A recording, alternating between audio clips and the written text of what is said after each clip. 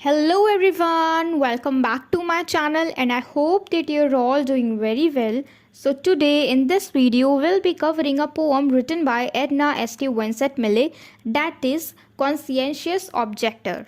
So before this poem goes on, let's see the introduction to the poet, that is Edna St. Vincent Millay. So she was an American poet, author and a playwright. तो ये एक American poet भी रही हैं, author भी रह चुकी हैं और एक प्ले राइट भी, यानी ये स्क्रिप्ट्स वगैरह लिखती हैं, जो भी ड्रामा होते हैं, प्लेज होते हैं, उनके डायलॉग्स वगैरह लिखती हैं.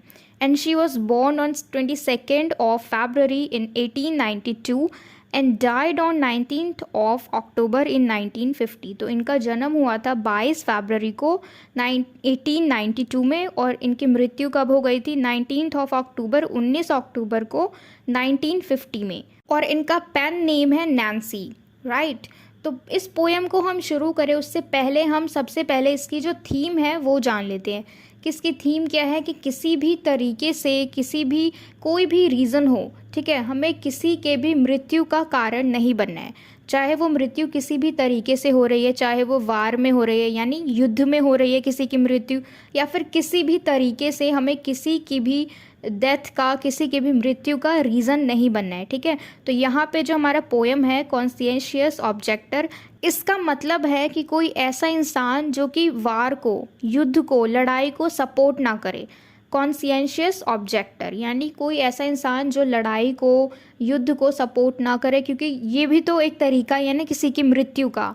उसमें लड़ाई होती है, लोग एक दूसरे को मारते पीटते हैं, कोई घायल हो जाता है, कोई अधमरा पड़ा रहता है और किसी की मृत्यु तक भी हो जाती है. तो हमारा मेन थीम यही है, जो हमारी पोइटेस है वो यही इस चीज़ पे फोकस कर रही हैं, इसी चीज़ को हाईलाइट कर रही हैं कि हमें कोई भी किसी की भी मृत्यु का, किसी की भी डेथ का रीज़न नहीं बनना है, चाहे वो किसी भी तरीके से हो. ठीक है, चाहे वो युद्ध में ही क्यों ना हो, या फिर अगर हम फॉर एग्ज़ाम्पल हम मान लेते हैं कि अगर हम किसी फैक्ट्री में काम कर रहे हैं गन वगैरह बनाने का या फिर मिसाइल वगैरह का, कोई भी चीज़, तो ये सारी चीज़ें क्या करेंगी, इनका मेन काम क्या है, अटैक करना. और अटैक के थ्रू फिर क्या होता है, लोग घायल हो जाते हैं, उनको चोट लग जाती है, अधमरे हो जाते हैं और कोई कोई मर भी जाते हैं. तो ये सारी चीज़ें क्या है, कैसे भी करके हम किसी न किसी तरीके से रीज़न तो बन रहे हैं, एक छोटा सा ही कारण तो बन रहे हैं कि किसी की मृत्यु हो गई, तो हमें वो कारण नहीं बनना है. ठीक है, तो ये था हमारा छोटा सा थीम जो कि बहुत ही ज़रूरी है. अब हम चलते हैं हमारे पोएम पे और इसको लाइन बाय लाइन डिस्कस करते हैं. I shall die but that is all that I shall do for death. अब हमारी पोइटेस यहाँ पे क्या कह रही हैं कि मैं मरूंगी, लेकिन मैं सिर्फ इतनी ही मदद कर सकती हूँ मृत्यु की कि मैं अपनी जान उसको दे दूँ. ठीक है, डेथ जो है यहाँ पे हम पर्सोनिफाई कर रहे हैं इसको, यानी मानवीकरण, कोई ऐसी निर्जीव चीज़ जिसकी हम कंपैरिजन करते हैं, जिसके अंदर हम ह्यूमन के क्वालिटीज़ डाल देते हैं. ठीक है, तो डेथ यहाँ पे हम इसको एक एज अ ह्यूमन लेके चलेंगे. ठीक है, तो यहाँ पे हमारी जो पोइटेस हैं ये क्या कह रही हैं कि मैं मरूंगी, लेकिन मैं सिर्फ इतना ही कर सकती हूँ, इतनी ही मदद कर सकती हूँ डेथ की कि मैं उसको अपनी जान दे दूँ. I hear him leading his horse out of the stall. और मैं सुन रही हूँ, यहाँ पे हिम किसके लिए यूज़ किया गया है, डेथ के लिए, मृत्यु के लिए. जैसे हम बोलते हैं ना कि यम जो है वो मृत्यु के देवता हैं और वो आते हैं अपने वाहन पे और फिर जो भी इंसान मर जाते हैं, जिनकी डेथ हो जाती है, उनकी आत्माओं को वो लेके चले जाते हैं. तो यहाँ पे भी कुछ ऐसा ही होने वाला है. जो डेथ है यहाँ पे हम उसको यम मान के चलते हैं. ठीक है, जो कि मृत्यु का देवता है.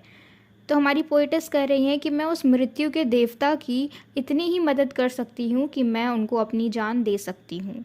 आगे चलते हैं हम. ये कह रही हैं I hear him leading his horse out of the stall.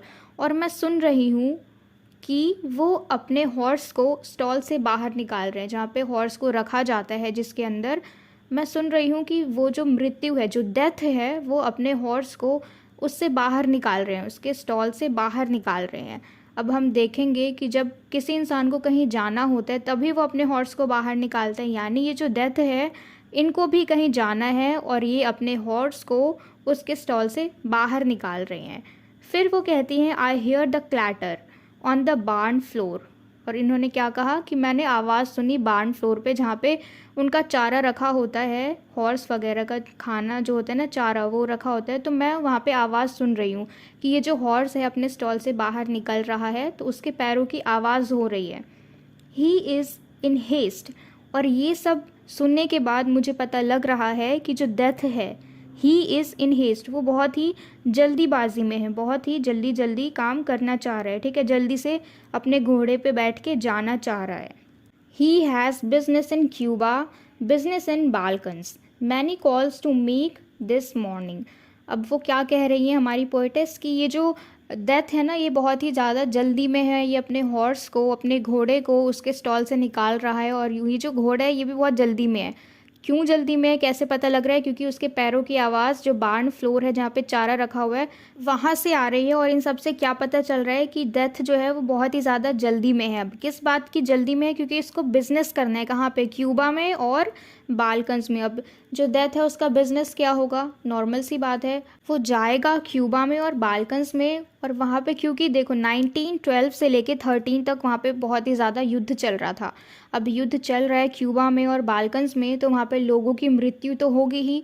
तो किस लिए वो जा रहे हैं अपने काम पे, अपने बिजनेस पे? उनकी आत्माओं को लाने के लिए, जिनकी भी मृत्यु हो चुकी है, ठीक है। तो इनका बिजनेस क्या है? वो क्यूबा में और बाल्कन्स में जा रहे हैं उनकी आत्माओं को वापस लाने के लिए, क्योंकि इनका काम ही यही है, क्योंकि ये डेथ है, ठीक है। तो ये अब वहाँ जा रहे हैं। अब 1912 में और 13 में किस लिए यहाँ पे इतनी लड़ाई हो रही थी? उन्होंने विरोध किया था ऑटोमन एम्पायर के लिए, ठीक है। और यहाँ पे बहुत सारे जो अफ्रीकन्स थे वो मारे गए थे, ब्लैक पीपल मारे गए थे।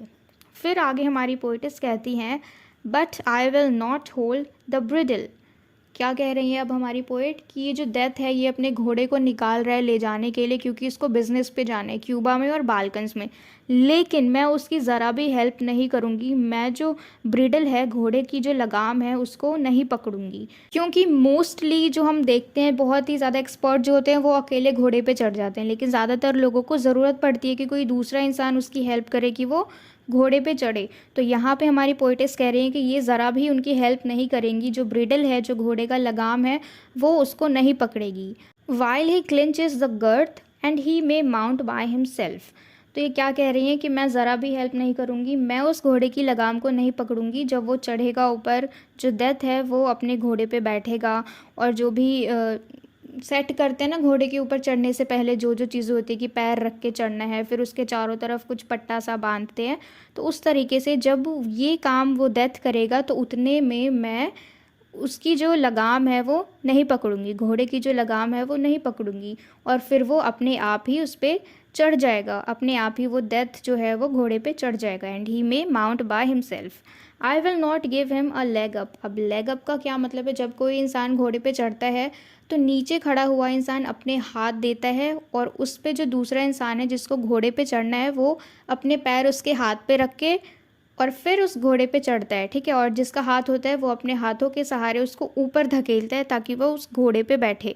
तो यहाँ पे कहने का मतलब है कि वो ऐसा कुछ भी नहीं करेंगी जिससे कि डेथ अपनी जल्दीबाजी का जो काम है उसको पूरा कर सके, ठीक है। यानी इनको ज़रा सा भी भागीदारी नहीं बनना है, ज़रा सा भी सहयोगी नहीं बनना है, ठीक है। जो डेथ है उसकी हेल्प नहीं करनी है कि वो किसी को मार के लाए या फिर किसी की आत्मा को लेके आए, क्योंकि अगर इन्होंने थोड़ा सा भी सहयोग किया तो फिर इनकी भी गिनती हो जाएगी उसी डेथ के साथ कि इन्होंने उसकी हेल्प करी है। क्योंकि हमने शुरू में पढ़ा कि हमें तो रीज़न बनना ही नहीं है, छोटा सा भी नहीं, कि कोई मरे, किसी की मृत्यु हो। तो यहाँ पे हमारी पोएटिस क्या कह रहे हैं कि ये ज़रा भी हेल्प नहीं करेंगी डेथ की। तो अब हम आगे चलते हैं। दो he flick my shoulders with his whip। अब वो क्या कह रही हैं कि हालांकि जो डेथ है वो मुझे कोड़े से मेरे शोल्डर्स पे मार रहा है, ठीक है। जो कोड़ा है वो थोड़ा बेल्ट टाइप होता है, तो उससे वो डेथ मुझे मेरे शोल्डर्स पे मार रहा है। I will not tell him which way the fox run. और फिर भी मैं उसे नहीं बताऊंगी कि जो फॉक्स है, जो लोमड़ी है, वो किस तरफ गया, किस रास्ते में गया, ठीक है। क्योंकि देखो जो डेथ है वो फोर्स कर रहा है, वो कोड़े से उसके शोल्डर पे मार रहा है, लेकिन फिर भी ये नहीं बताएंगी उसको कि जो फॉक्स है वो किस तरफ गया। अब फॉक्स यहाँ पे किस लिए मेंशन किया गया है?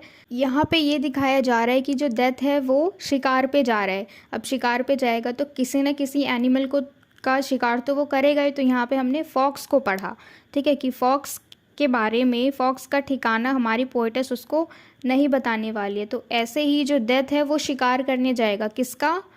जो भी आत्माएं हैं, जो जिनकी मृत्यु हो गई है, उनकी आत्माओं को लाने के लिए। तो ये भी एक तरीके से शिकार हो गया। तो तो ये इनडायरेक्टली में कह रही हैं कि मैं उसे नहीं बताऊंगी कि जो फॉक्स है वो किस दिशा में गई, है ना, जो लोमड़ी है वो किस दिशा में गई। इसका मतलब है कि ये इनको नहीं बताएंगी कि कौन कौन लोग घायल पड़े हुए हैं, कौन कौन लोग अधमरे पड़े हुए हैं, ताकि ये जाके उनकी आत्माओं को ले आए, उनको मार दे। With his hoof on my breast, I will not tell him where the black boy hides in the swamp.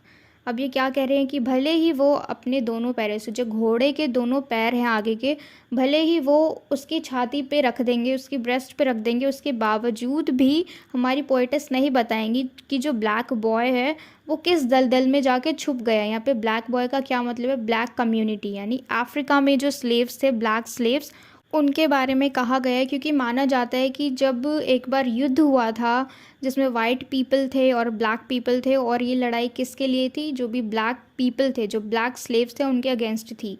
तो इस वाले युद्ध में इतने ज़्यादा ब्लैक लोग मारे गए।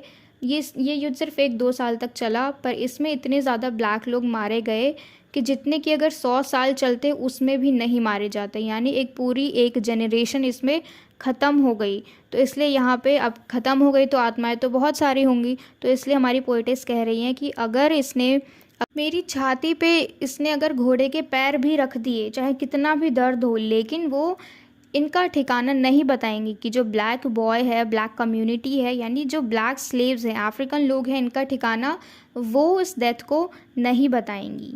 फिर वो कहती हैं I shall die but this is all that I shall do for death, कि वो क्या कह रहे हैं कि मैं मर जाऊंगी और सिर्फ इतना ही मैं कर सकती हूँ यम के लिए, डेथ के लिए, मृत्यु के लिए। ठीक है, अब इनका कहने का ये मतलब है कि देखो, मृत्यु तो सबके पास आती है, ये अच्छी बात है, ये इनके अगेंस्ट नहीं है, लेकिन पहले जाके मृत्यु बैठ जाए किसी के पास और इंतज़ार करे कि जैसे ही मौका मिले वो उसकी आत्मा को ले आए। तो यहाँ पे जो पोएटेस है वो ये करने के लिए बिल्कुल अगेंस्ट हैं। इसलिए वो कह रहे हैं कि मृत्यु तो अच्छी बात है और उनके लिए मैं अपनी जान भी दे दूँगी, उनकी मैं सिर्फ इतनी ही हेल्प कर सकती हूँ कि मैं मर सकती हूँ, कि मेरी आत्मा वो लेके जाएं, लेकिन वो अपने थ्रू किसी और की आत्मा को उसे लेने जाने नहीं देंगे। फिर वो कहती हैं I am not on his payroll. Payroll का क्या मतलब है कि हम देखते हैं अगर किसी कंपनी में कोई एम्प्लॉय होते हैं, उनके लिए काम करते हैं और फिर उनको सैलरी मिलती है, यानी वो पेड वर्क करते हैं। तो यहाँ पे वो कह रही हैं कि मैं उस डेथ का कोई पे रोल नहीं हूँ। जैसे कि हम कह सकते हैं कि जैसे हमारे सोल्जर्स हैं, वो हमारे लिए लड़ते हैं, हमारे देश के लिए लड़ते हैं, हमारी रक्षा करते हैं और फिर उनके रिटर्न में उनको सैलरी मिलती है, तो वो एक तरीके से हो गया पे रोल। तो यहाँ पे हमारी पोएटेस कह रही हैं कि वो डेथ की कोई पे रोल नहीं है कि उनके लिए वो कुछ काम करे और इनको फिर बाद में वो पे करेंगे।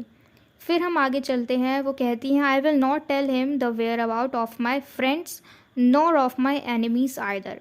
कहती हैं कि मैं उन्हें नहीं बताऊंगी ठिकाने किसके, ना ही मैं मेरे दोस्तों के ठिकाने बताऊंगी और ना ही अपने दुश्मनों के ठिकाने बताऊंगी। देखो, लेकिन ये इंसानियत के मामले में बिल्कुल क्लियर है, अब चाहे वो उनके एनिमी हो, चाहे वो उनके दुश्मन हो या फिर दोस्त हो, लेकिन वो इस डेथ को किसी का भी ठिकाना नहीं बताएंगी। यानी वो नहीं चाह रही हैं कि उनके दोस्त मरे या फिर उनके दुश्मन मरे। दो ही प्रॉमिस मी मच, लेकिन यहाँ पे जो डेथ है वो इनको प्रॉमिस कर रहे हैं, ऐसे लालच दिया जाता है ना कि अगर तुमने इस जन्म में अच्छा किया तो फिर मरने के बाद तुम्हें स्वर्ग मिलेगा। तो इस तरीके से जो डेथ है उनको लालच दे रहे हैं कि तुम ये करो, तुम्हें ऐसा मिलेगा डेथ के बाद। तो यहाँ पे कह रही हैं वो कि मुझे ये सब कुछ नहीं चाहिए। फिर वो आगे कहती हैं I will not map him the route to any man's door, और मैं उस डेथ को कुछ भी नहीं बताऊंगी। मैप का मतलब है रास्ता नहीं बताएंगी किसी भी इंसान के दरवाजे का, ताकि वो वहाँ जाए और उसकी आत्मा को लेके आए। ठीक है, तो ये बिल्कुल भी भागीदारी नहीं बनना चाह रही हैं, बिल्कुल भी एक छोटा सा रीज़न भी नहीं बनना चाह रही हैं किसी के डेथ का। फिर वो कहती हैं am I spy in the land of the living, कि क्या मैं यहाँ पे इस अर्थ पे, इस पृथ्वी पे कोई जासूस हूँ कि उनको, कि डेथ को मैं सबके घर का एड्रेस बताती चलूँ, that I should deliver man to death, कि मैं कोई जासूस हूँ क्या कि मुझे सब पता है और मैं जाके चुगली कर दूँ और फिर मेरे थ्रू किसी की डेथ हो जाए, और या फिर मैं किसी मैन को भेजूँ उस डेथ के पास। फिर वो कहती हैं brother death password and the plans of our city are safe with me.